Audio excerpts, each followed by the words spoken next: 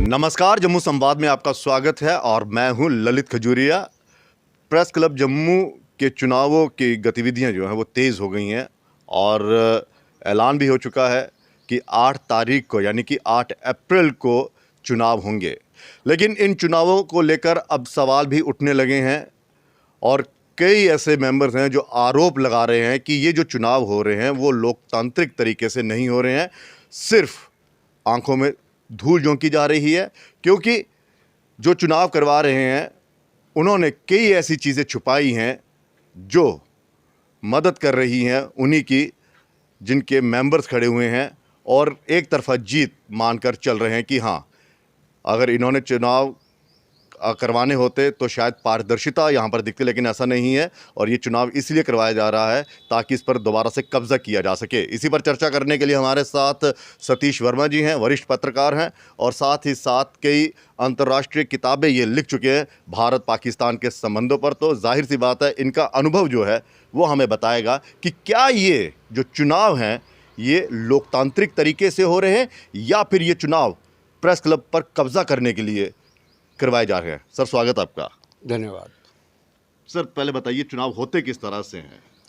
देखिए, चुनाव हमेशा ट्रांसपेरेंट तरीके से होने चाहिए। मैं प्रेस क्लब ऑफ इंडिया का भी मेंबर हूँ और यहाँ का भी मेंबर हूँ। ये ठीक है कि पिछले कई सालों से मैंने वो फीस जो चंदा होता है वो भरा नहीं, इसलिए कि जो कार्यप्रणाली थी उससे मैं सेटिस्फाइड नहीं था। अच्छा, आपने भी नहीं भरी हुई फीस? हाँ, इस सेटिस्फाइड नहीं था। अच्छा। क्योंकि मैंने 2 प्रेस क्लबों को देखा है। एक प्रेस क्लब ऑफ इंडिया जिसका मैं बहुत पुराना सदस्य हूँ, वहाँ जब भी चुनाव होते हैं ये हर साल होते हैं और ट्रांसपेरेंट होते हैं। दूसरा ये कि चुनाव के मौके पर वो हर सदस्य को आगाह करते हैं कि हम चुनाव करने आ रहे हैं। हर पैनल हमें अप्रोच करता है, वो बाई मेल भी करता है और व्हाट्सएप के जरिए भी करता है। यहाँ पर तो ये कहा जा रहा है कि 2 तारीख को आपको नामांकन पत्र भरने के लिए वही जो फॉर्म है वो मिलेगा, फिर 3 तारीख को आप जमा करवाएंगे और 8 तारीख को चुनाव। और जो सूची है, देखिए हमारी कई लोगों से बातचीत हुई है, वो कह रही है कि हमें पता ही नहीं चल रहा है कि कौन इस प्रेस क्लब का मेंबर है, जो जर्नलिस्ट है वो क्या वो उसकी मेंबरशिप है या नहीं है। हमें तो ये मौका दे ही नहीं रहे हैं ना कि हम उसको स्टडी कर सके और फिर जो दूसरा ग्रुप लड़ना चाहता है इस ग्रुप के खिलाफ, वो कह रहा हमें मौका ही नहीं मिल रहा।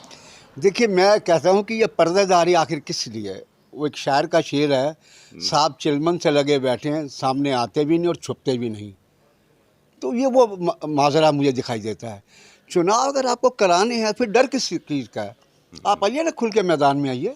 आप लोगों से कहिए हम चुनाव कराने जा रहे हैं, इश्तिहार दीजिए। आप लोगों को इश्तिहार अगर नहीं देने की स्थिति में है, अगर मान लिया आर्थिक तंगी है, तो कम से कम सदस्यों को तो इंटीमेट कर सकते हैं कि भाई हम चुनाव लड़ने जा रहे हैं। और एक बात और मैं स्पष्ट करना चाहता हूँ, मैं जो राय दे रहा हूँ एक पत्रकार के नाते दे रहा हूँ। मेरा कोई इंटरेस्ट नहीं प्रेस क्लब में चुनाव लड़ने का, लड़वाने का। मैं चूँकि कुछ लोगों को मुझे जो फ़ोन आ रहे हैं, अच्छा, वो ऐसे लगता है कि जैसे कि मैं चुनाव लड़ने जा रहा हूँ या किसी को लड़वाने जा रहा हूँ। अच्छा। तो मैं स्पष्ट कर देना चाहता हूँ, मैं ये जरूर चाहता हूँ कि जो पैनल आए जीत कर, वो कम से कम पत्रकार अपनी बिरादरी का भला करे। मैं पहले भी कह चुका हूँ 2 बार कि पहली बार ऐसा हुआ हिस्ट्री में शायद जम्मू कश्मीर में कि इंफॉर्मेशन डिपार्टमेंट ने जिनके एक्रेडिटेशन कार्ड थे उनके रिन्यू नहीं किए। तो ये भाई किसने उठानी थी? भाई साहब, आखिर प्रेस क्लब किस चिड़िया का नाम है? ठीक। भाई आप अगर नहीं उठाएंगे, केवल ये थोड़ा कि यहाँ केवल बैठ के चाय पीनी है या दारू पीनी है। आपकी जिम्मेदारी क्या है?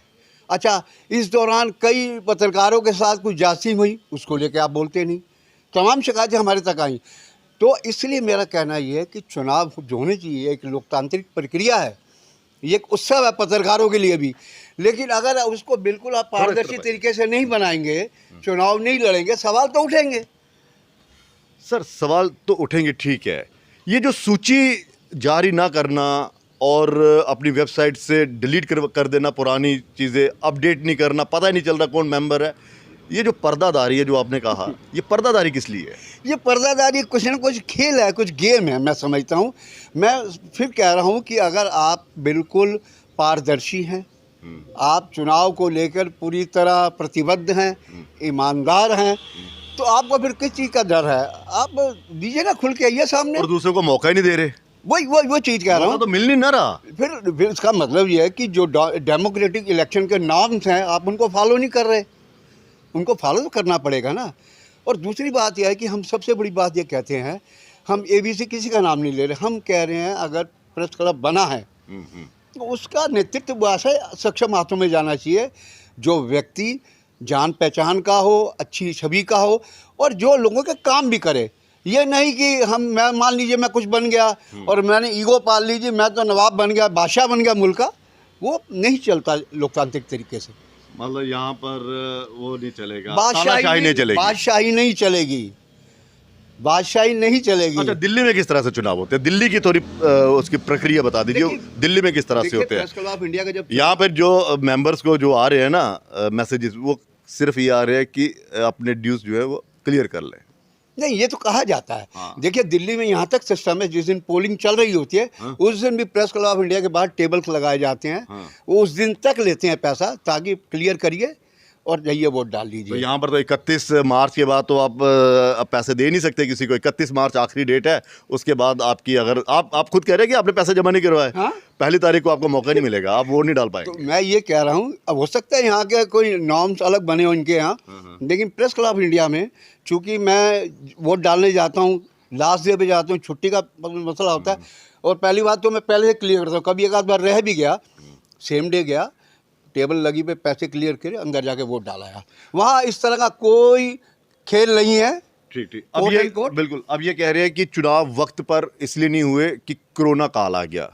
लेकिन जनाब, सवाल तो ये है कि चुनाव तो 2015 में हुए थे, और अगर आपका संविधान जो जम्मू इसका प्रेस क्लब का है, वो कहता है कि 2 साल के बाद चुनाव करवाइए। आपने खुद उस समय माना था कि हम 2 साल के बाद चुनाव करवाएंगे। उस हिसाब से 17 में होना चाहिए था, 18 भी निकल गया, 19 भी निकल गया। हालांकि 19 का ये हवाला देते हैं कि यहाँ से 370 हट गया। तो भैया मार्च अप्रैल में होने थे वो चुनाव, वो कोई नवंबर दिसंबर में नहीं होने थे।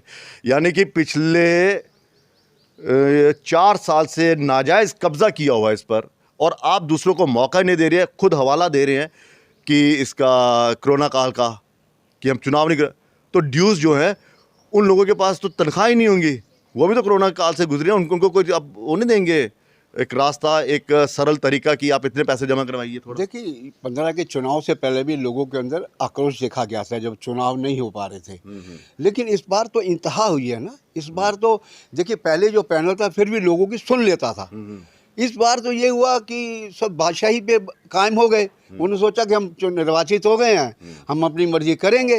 तो मेरा कहने का भाव ये है कि ये चुनाव जो हो रहे हैं एक सिस्टम के तहत होनी चाहिए, और वो सिस्टम ऐसा होना चाहिए कि हर आदमी को समझ आए कि हाँ ये ट्रांसपेरेंट इलेक्शन हो रहे हैं, ये नहीं कहीं पर्दे छुपाकर या कंबल ओढ़ के चुनाव कराया जाए।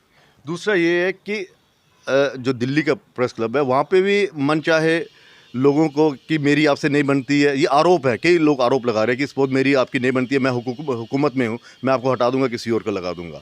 आप कह रहे हैं कई ऐसे थे जर्नलिस्ट जो डिज़र्व करते थे मेंबरशिप के लिए, लेकिन उनका नाम काट दिया गया। फिर कहूँगा कि चुनाव करवाना है, चाल मत चलिए, ये चालें अच्छी नहीं होती, क्योंकि चालें कई बार उल्टी भी पड़ जाती हैं। तो ज़रूरी है पारदर्शिता बरतिए, लोकतांत्रिक से चुनाव कराइए। और प्रेस क्लब ऑफ इंडिया की जो बात कर रहे हैं मेंबरशिप काटने की, वहाँ बड़े लंबे अरसे का इंतज़ार होता है। अच्छा। वहाँ बोर्ड के ऊपर अगर किसी ने फीस नहीं भरी, कईयों को तो किचन के बिल होते हैं, तब भी एकदम नहीं निकालते वो लोग। हाँ, इतना जरूर है कि मेंबरशिप में राजनीति होती है, वो देखते हैं हमारी विचारधारा का है या नहीं, वो सब जगह राजनीति है। उसमें आप ये मतलब निकालना बाहर वैसा थोड़ी ना होता है, ऐसे इस तरीके से नहीं होता। अच्छा, आरोप ये लग रहे हैं कि इन लोगों ने एजीएम नहीं करवाया, यानी कि जो मीटिंग होती है, ऑल जनरल बॉडीज मीटिंग जो होती है, वो इन्होंने नहीं बुलाई। इसका मकसद क्या होता है और क्या ये हर साल होती है? देखिए एनुअल का मतलब वार्षिक है। और जिस और सुहेल काजमी जो जनरल सेक्रेटरी हैं प्रेस क्लब के, उन्होंने भी कहा था, उनका भी आरोप है और कहा भी है, आरोप इसलिए नहीं कहूँगा क्योंकि उन्होंने कहा वो रह चुके हैं जनरल सेक्रेटरी, उन्होंने कहा कि हर साल हम करवाते थे एजीएम। 2 साल का जो टेन्योर है उसको पर 3 साल और बिताए गए, यानी कि इनको 5 साल का लेखा जोखा देना पड़ेगा, और वो भी एस्टेड अकाउंट से साबित क्लियर कराया हुआ है। तो मैं समझ ये तमाम चीज़ें दस्तावेज सामने आने चाहिए थे। मतलब अकाउंट्स, यानी कि जो खर्चा लेखा जोखा है पिछले 5-6 सालों का, जो नफा नुकसान है, वो लेखा जोखा सब सामने आना चाहिए एजीएम में। सबको पता चलना चाहिए कि आप क्या पाया, आर्थिक तौर पर। तो इसलिए ज़रूरी हो जाता है, जिस ये भी लगता है, ये औपचारिकता भी कहीं लग रहा है कहीं इन्होंने निभाने की कोशिश नहीं की है। यानी कुल मिलाकर फिर वही हो रहा है कि सामने वाले को मौका नहीं देना है। अब देखिए, उनके मन में, मैंने एक शेर शुरू में कहा था कि साहब चिलमन से लगे बैठे हैं, छुपते भी नहीं और सामने आते भी नहीं। तो मुझे लगता है ये पर्देदारी है उनकी, क्या कह सकते हैं। चलिए, ये पर्देदारी है, क्या कहा जा सकता है, लेकिन इतना ज़रूर है कि आरोप ज़बरदस्त लग रहे हैं इस बार प्रेस क्लब के चुनावों पर, क्योंकि पारदर्शिता नहीं दिखाई जा रही है। और दूसरा सबसे बड़ा सवाल यह है कि आप मेंबर्स की लिस्ट जो है वो क्यों नहीं अपनी वेबसाइट पर डाल रहे हैं, क्यों दूसरों को मौका नहीं दे रहे हैं कि वो आपके सामने खड़े हों। फिलहाल ये सबसे बड़ा सवाल है कि जर्नलिस्टों का भला हुआ इन 5-7 सालों में या नहीं, ये अब उन सबको तय करना है जिन्होंने वोट डालना है। लेकिन इतना ज़रूर है कि साजिश के तहत सब कुछ किया जा रहा है ताकि सामने वाले को मौका नहीं दिया जाए, और हिसाब तो देना ही पड़ेगा ना। फिलहाल इजाज़त दीजिए, नमस्कार।